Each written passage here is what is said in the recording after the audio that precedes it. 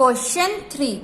Explain starting clearly the assumptions involved the t-test for testing the significance of difference between two sample means. This question is important for 8 marks. यहाँ आपको 16 marks में ये question आ सकता है. Similarly, question number 4. Discuss pair t-test starting clearly the assumptions involved. इसमें हमने assumption भी explain करनी है.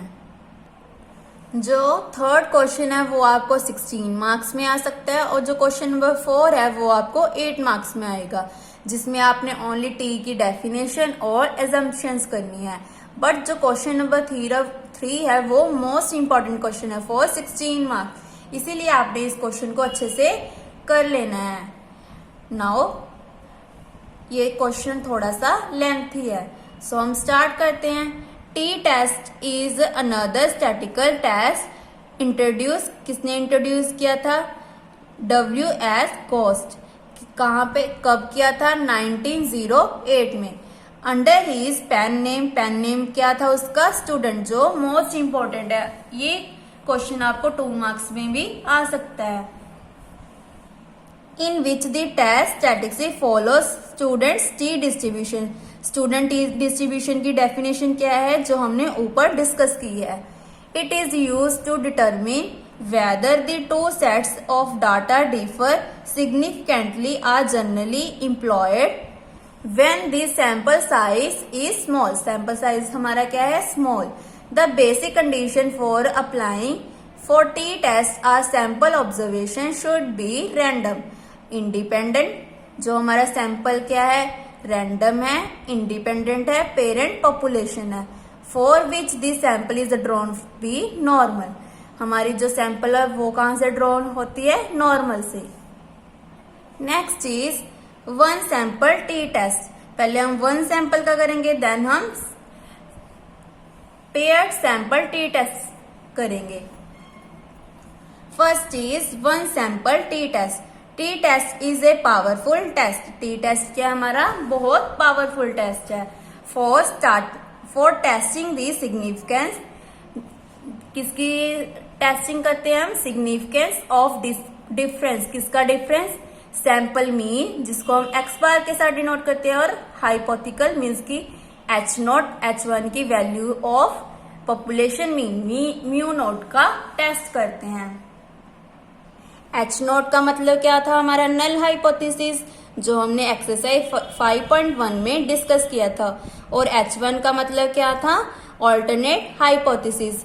H0 हमारी गुड हाइपोथेसिस है और जो H1 नल ऑल्टरनेट हाइपोथेसिस है वो बैड हाइपोथेसिस है, क्योंकि जब हमारी कैलकुलेटेड वैल्यू टेबुलेटेड वैल्यू से छोटी हो जाती थी तो हमारा नल हाइपोथेसिस एक्सेप्ट होता था. अगर बड़ी हो जाती तो हमारा नल हाइपोथेसिस रिजेक्ट हो जाता था. इससे हमारी जो नल हाइपोथेसिस है वो नो सिग्निफिकेंट बन जाती थी.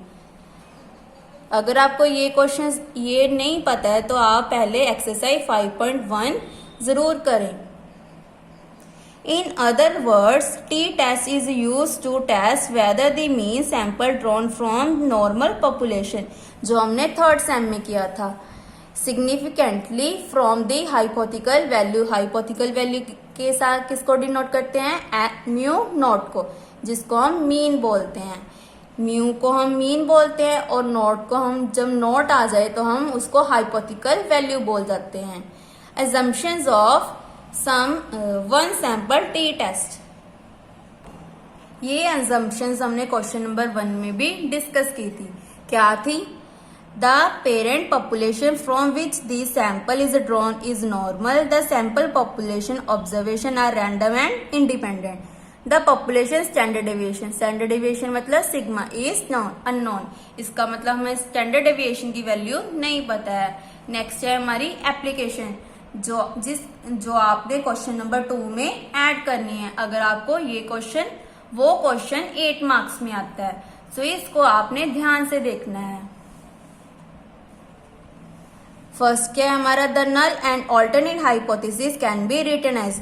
इन दोनों को आपने जब हम न्यूमेरिकल क्वेश्चन करेंगे तो वहां पे भी आपको इन दोनों को लिखना है। अगर आप ये दोनों नहीं लिखते हो तो आपके 2 मार्क्स कट जाएंगे। फर्स्ट क्या है एच नोट। एच नोट मतलब नल हाइपोथेसिस, H1 मतलब alternate hypothesis. There is no significant. Null hypothesis में क्या होता है, no significant difference the sample mean x bar and population mean mu naught, or the sample has been drawn from population with the mean mu naught। ऐसे H1 इसका उल्टा है, क्या लिखेंगे, there is significant difference between the sample mean x bar and population mean क्या था, mu naught, or the sample has drawn from the population with the mean क्या था हमारा, mu naught। ये हमारा सेम है। नेक्स्ट हम क्या करेंगे, इसका फॉर्मूला करेंगे। Let x1 x2 xn be a random sample of size. ये हमारी क्या होती है, सैंपल कहां तक जा रही है हमारी, n तक, जिसका साइज क्या है हमारा n, from the normal population. Population कौन सी है हमारी, नॉर्मल, जो हमने थर्ड सेम में की थी। कौन सी की थी, नॉर्मल, पॉइजन डिस्ट्रीब्यूशन, ऐसी बहुत सारी डिस्ट्रीब्यूशंस की थी हमने। बट यहाँ पे हम फोर्थ सेम में क्या कर रहे हैं, नॉर्मल पॉपुलेशन के बारे में कर रहे हैं। और जो थर्ड सेम था वहां पे हमने normal distribution, Poisson distribution and बहुत सारी डिस्ट्रीब्यूशंस की थी। सो हम क्या करेंगे, with mean mu naught then the statistic. इसका फॉर्मूला क्या है, T is equal to x bar minus mu naught upon S upon under root N. और इसका क्या है, t is equal to x bar minus mu, यहाँ पे म्यू नोट था, यहाँ पे म्यू, s अपॉन यहाँ पे n है, यहाँ पे क्या है n माइनस 1 अंडररूट। एक्स बार किसके इक्वल है, ये तो सिंपल मीन का फॉर्मूला जो आपको छोटी क्लासेस में करते थे, 1 upon n summation i is equal to 1 to n X I, जो आपने 10th क्लास में किया था। कौन सा चैप्टर था, 14 चैप्टर स्टैटिस्टिक्स। और s किसके इक्वल है, n minus 1 upon n S square. S square किसके इक्वल है, 1 upon n minus 1 summation i is equal to 1 to n X I minus X bar की स्क्र। ये किसको फॉलो कर रहा है, स्टूडेंट, टी डिस्ट्रीब्यूशन। ये भी आपको 2 मार्क्स में आ सकता है इसका फॉर्मूला। नेक्स्ट क्या है, डिग्री ऑफ फ्रीडम, जो हमेशा लर्न करनी है फॉर न्यूमेरिकल क्वेश्चन के लिए, क्या है, n माइनस 1। नाउ ये क्वेश्चन हमारा समझने वाला है।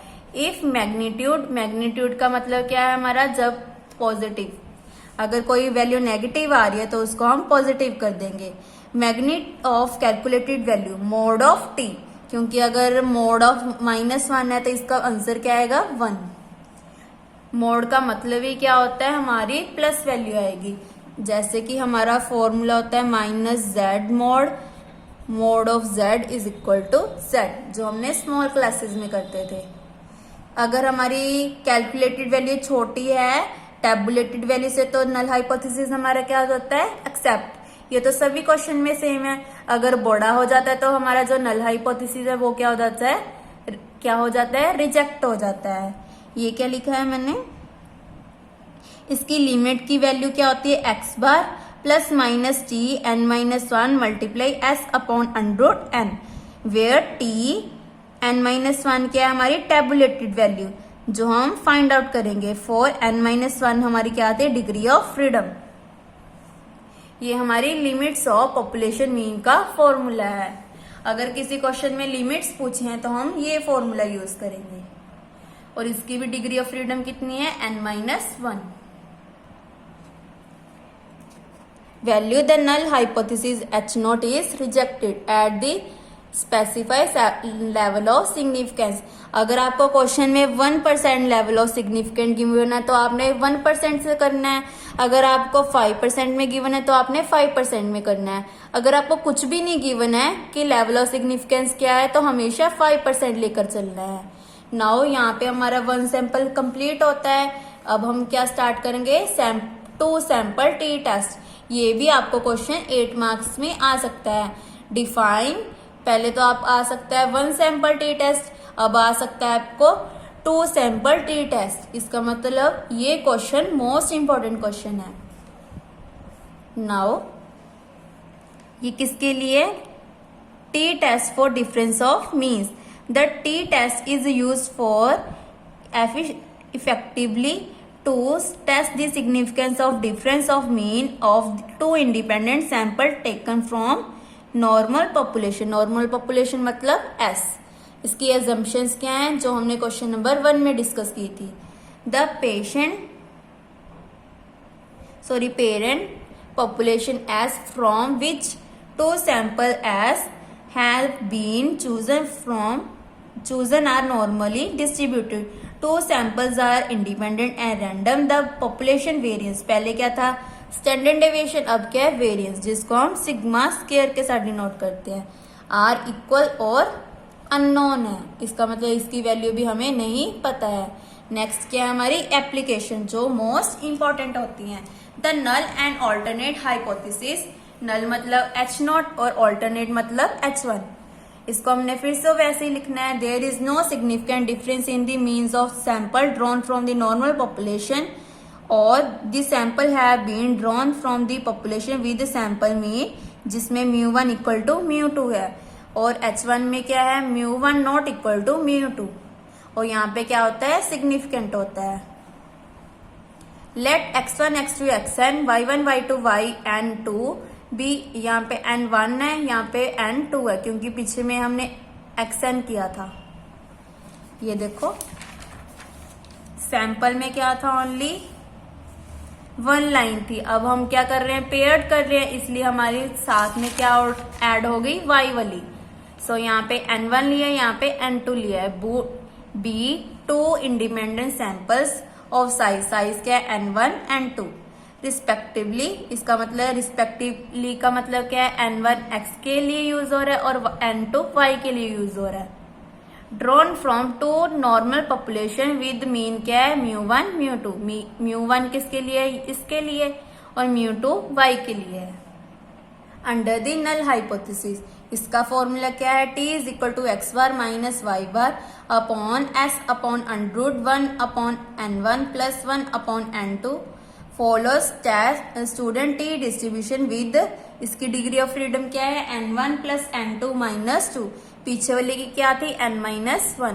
एक्स बार किसके इक्वल होता है summation xi upon n1, Y bar summation yi yj upon n2 और एस स्क्वायर किसके इक्वल है 1 upon n1 plus n2 minus 2 summation i xi minus X bar square plus summation j yj minus Y bar square, जिसको आपने as it is learn करना है. अब हम calculator check करेंगे, ये भी सेम है. The calculated value of test statistic t is then compared with the tabulated value. किसके साथ कंपेयर करते हैं हम टेबुलेटेड वैल्यू में, इसके टेबल के वैल्यू से चेक करते हैं जो बुक में लास्ट पेजेस में दिया होता है. ये आपको फोटोस्टेट पेपर में मिलेगी अगर आपको टी टेस्ट का क्वेश्चन आ रहा है. अगर आपको काई स्क्वायर का क्वेश्चन आ रहा है तो आपको काई स्क्वायर की फोटोस्टेट मिलेगी टेबल की, ओनली टेबल. और जो आपने कैलकुलेटर यूज करना है वो सिंपल कैलकुलेटर यूज करना है. If calculated value less than है टेबुलेटेड वैल्यू से तो हमारी नल हाइपोथेसिस क्या हो जाएगी एक्सेप्ट, अदरवाइज क्या हो जाती है रिजेक्ट. अब तो ये क्वेश्चन हमें लर्न हो गया क्योंकि हमने बहुत सारे क्वेश्चंस कर लिए. नेक्स्ट है pair T test for difference of means.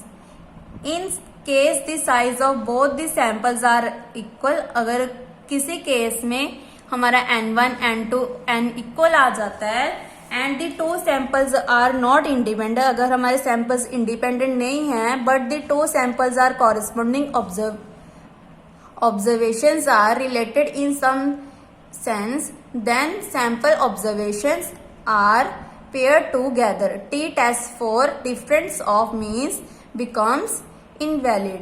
Next हमारी क्या है, अगर आप ये छोड़ना चाहते हैं आप छोड़ सकते हो. नेक्स्ट है applications of pair T test for difference of mean.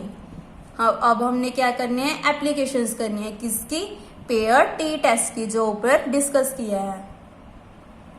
अगर आपको ये पेपर में आता है कि पेयर टी टेस्ट का डिफाइन करो तभी आपने करना है, अदरवाइज आप इसको छोड़ सकते हो.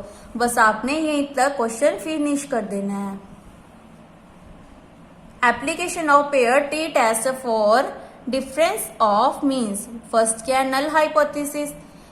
The mean difference in this in the observation of both the samples are not responsible. Next क्या हो जाएगा हमारा रिस्पॉन्सिबल हो जाएगा. The main difference in the observation of both the sample are responsible. Let इसका फॉर्मूला हमारा क्या है X I and Y I for all I कहां तक वेरी कर रहा है 1 to n be A observation of some pair data. D let कर लिया D I is equal to X I minus Y I कहां तक वेरी कर रहा है 1 to n. डी बार किसके इक्वल है 1 upon N summation I is equal to 1 to n D I. Bar का मतलब क्या होता है मीन और एस स्क्वायर का फॉर्मूला क्या है 1 upon N minus 1 summation I is equal to 1 to n D I minus D bar square. Then T का फॉर्मूला क्या हो जाएगा T is equal to D bar जिसको हम मीन भी बोल सकते हैं. बट यहाँ पे डी किसके लिए यूज हो रहा है पेयर्ड के लिए. D bar upon S upon under root N follows T distribution. कौन सा डिस्ट्रीब्यूशन है हमारा टी डिस्ट्रीब्यूशन.